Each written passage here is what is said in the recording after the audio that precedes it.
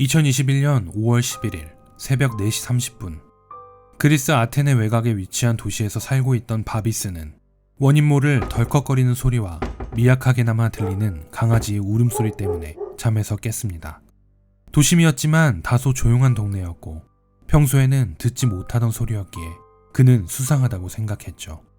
미처 소리를 듣지 못해 잠에 빠져있는 아내 캐롤라인과 침대에서 약간 떨어진 곳에 아기 침대에서 곤히 자고 있는 딸이 깨지 않도록 조심스레 일어나 거실로 나섰습니다. 거실에서 바비스는 검은 두건을 쓴 3명의 남자를 발견하고 그 자리에서 얼어붙었습니다. 그들은 충분히 무장하고 있었고 이 집에 침입하기 위해 준비된 사람들처럼 보였습니다. 평소에 사용하지 않던 지하실 문이 열린 것으로 보아 그들이 지하실에 있는 창문을 통해 침입한 것 같았으며 가족들과 함께 키우던 반려견은 거실 바닥에 죽어 있었습니다. 바비스는 양손을 하늘 위로 든 채 그들에게 원하는 것이 무엇이냐고 물었고 그들은 그에게 돈을 요구했습니다. 바비스가 돈이 있는 위치를 말하자 한 명이 그를 총으로 위협하며 나머지 2명은 둔기로 그의 머리를 때려 기절시킨 후에 집을 수색하기 시작했습니다. 갑자기 발생한 요란한 소리에 아내 캐롤라인도 눈을 떴고 동시에 그들 중 2명이 방으로 들어왔습니다. 자신과 아기 침대에 누워있던 딸에게 총구를 겨누는 강도들을 보자마자 캐롤라인은 격분하며 그들에게 반격했습니다. 어렸을 때부터 무술을 수련했던 캐롤라인은 의지를 발휘했지만 무장하고 있던 2명을 당해낼 수는 없었죠. 결국 그녀는 제압되었고 침대에 있던 베개로 질식당하여 그 자리에서 사망했습니다. 아이는 깨어나 울기 시작했고 강도들은 바비스가 얘기했던 위치에 있는 현금들을 훔쳐 달아났습니다. 집을 떠나기 전 그들은 기절한 바비스를 묶고 양말을 입에 잔뜩 넣어 말할 수 없도록 했습니다. 잠시 후 깨어난 바비스는 몽롱한 정신을 부여잡고 일어난 상황들에 대해 빠르게 판단하려 노력했습니다. 자신은 결박당해 있었고 방 안에서 자신의 딸의 울음소리가 들려왔습니다. 거실은 강도들의 행위로 인해 어지럽혀 있었죠. 바닥 근처에 전화기가 있었지만 충분히 가깝지 못했습니다. 그는 결박된 채로 기어가며 힘들게 입안의 양말을 내뱉고 턱과 입을 사용해 경찰에 신고하는 데 성공합니다. 신고 전화를 받은 경찰은 즉시 출동하여 현장에 도착했습니다. 현장에 도착한 경찰들이 가장 먼저 볼 수 있었던 것은 집 앞 난간에 끔찍하게 죽은 채로 매달린 강아지였습니다. 집 안에 들어서자 결박당한 채로 누워있는 바비스를 발견할 수 있었으며 방 안에는 그의 아내 캐롤라인이 사망한 채로 있었고 아기는 울고 있었습니다. 경찰들은 1차적으로 집 내부를 조사하던 중 1층에 위치한 CCTV에서 메모리 카드를 빼낸 사실을 발견했습니다. 사건은 그리스 당국의 범죄 전담부서에서 맡았고 범인들의 체포에 결정적으로 이어지는 정보를 제공한 사람에게 30만 유로의 포상금을 제시했으며 이 범죄의 잔혹성에 대해 강력하게 규탄했습니다. 이와 같은 사실은 언론을 통해 그리스 전역으로 빠르게 퍼져나갔고 더불어 바비스는 아내를 추모하는 글을 SNS에 올리며 많은 사람들을 안타깝게 했습니다. 30만 유로의 포상금은 적극적인 제보가 가능하게 했습니다. 조금이라도 수상하다면 시민들은 경찰에 신고했고 범죄 전담부서의 인력만으로는 감당하기 어려울 지경이었습니다. 하지만 설득력 있는 제보는 단 한 건뿐이었습니다. 43세의 한 남성이 불가리아 국경을 넘으려다 체포되었는데 그는 여권을 교묘히 위조하기까지 하여 수상했지만 사건과 그를 연결시킬 만한 증거는 전혀 발견되지 않았습니다. 나머지 제보들은 포상금을 노린 허무맹랑한 이야기나 잘못된 사실들 뿐이었습니다. 게다가 바비스의 집에서 진행된 법의학팀의 강도 높은 조사에서 범인들이 침입한 것으로 추정되는 흔적이나 그들의 지문, DNA 등이 전혀 발견되지 않았죠. 이상하리만치 완벽한 살해 현장이었고 그들은 마치 유령과도 같았습니다.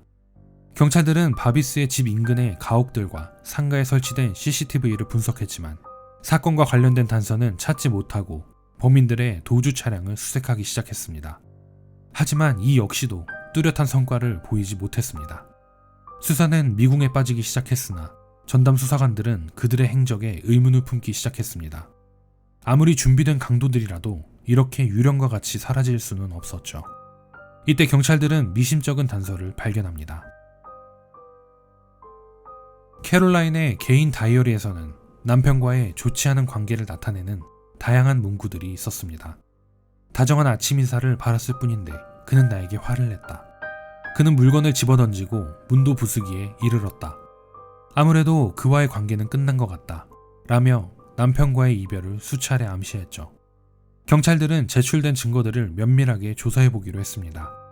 그리고 제출된 증거들인 핸드폰과 생체시계, 카메라 등에서 바비스가 직접 진술한 시간과 상당한 부분이 일치하지 않는다는 사실을 발견했습니다. 특히 카메라의 메모리 카드는 범인들이 침입한 새벽 4시 30분 이후가 아닌 새벽 1시 20분에 제거된 것으로 밝혀졌습니다. 결정적으로 크라우치의 생체 인식 시계에서 그녀의 심장이 새벽 4시 11분에 멈춘 것이 확인되었으며 남편의 핸드폰에서는 그가 강도로부터 습격당한 뒤 묶여있는 동안 여러 가지의 앱이 실행되었던 것이 밝혀졌습니다. 이로써 해당 증거들은 바비스가 경찰들에게 거짓 진술을 했다는 명확한 정보가 되었습니다. 6월 17일 경찰들과 담당 수사관들은 크라우치의 추도식에 직접 참여하여 애도를 표했습니다. 그리고 바비스를 자연스럽게 연행하기 위해 주도 면밀하게 행동했죠. 그들은 바비스에게 사건에 대해 중요한 단서가 나왔다고 알리며 즉시 아테네의 담당서로 함께 이동하자고 권유했습니다. 그는 그렇게 진실을 모른 채 경찰들과 아테네로 이동했습니다. 담당 경찰서에 도착하자 경찰들은 개인 면담실에 바비스를 구금하고 강도 높은 취조를 시작했습니다. 바비스는 처음에 모든 혐의를 전면 부인했지만 경찰들이 발견한 증거들을 나열하자 더 이상은 논리적으로 답변하기가 어려웠죠. 취조 시작 후 8시간 만에 그는 결국 자백했습니다. 그녀와 저는 사이가 좋지 않았습니다. 저는 항상 그녀가 바람을 필 것이라고 생각했고 다른 남자를 만난다고 생각했죠. 저의 집착이 그녀를 지치게 했던 것 같습니다. 그날 새벽 이혼하자는 그녀의 말에 화를 참을 수 없었습니다. 결코 그녀를 죽일 생각은 없었죠. 베개로 잠시만, 정말 잠시 동안만 그녀를 고통스럽게 할 생각이었는데 그녀가 그렇게 죽을 줄은 몰랐습니다. 모든 것은 바비스가 꾸며낸 일이었습니다. 크라우치를 우발적으로 살해하고 현장이 마치 강도를 당한 것처럼 위장했고 반려견을 죽여 난간에 매달았으며 자신을 스스로 결박하는 치밀함까지 보였습니다. 경찰들은 언론과의 인터뷰에 무엇보다 살해 뒤로 이어진 그의 소름돋는 연기력이 더욱 놀라웠다고 이야기했습니다. 6월 18일 바비스는 살인, 동물학대, 허위보고 및 거짓 증언 3가지 항목으로 기소되었고 최종 판결에서 배심원단의 만장일치로 유죄를 선고받게 됩니다. 그는 반려견을 죽인 혐의와 경찰에게 허위보고 및 거짓 진술을 한 혐의로 징역 11년 6개월을 받았으며 최종적으로 아내를 살해한 혐의로 종신형을 선고받았습니다. 그리스의 경찰 관계자는 이렇게 말했습니다.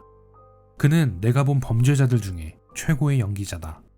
그처럼 태연하게 자신의 살해를 감춘 이는 그 누구도 없었으며 그가 아내를 위해 흘린 눈물은 진실된 눈물이라고 모두가 생각했다. 이 사건은 내 생에 가장 기억에 남는 사건이 될 것이다.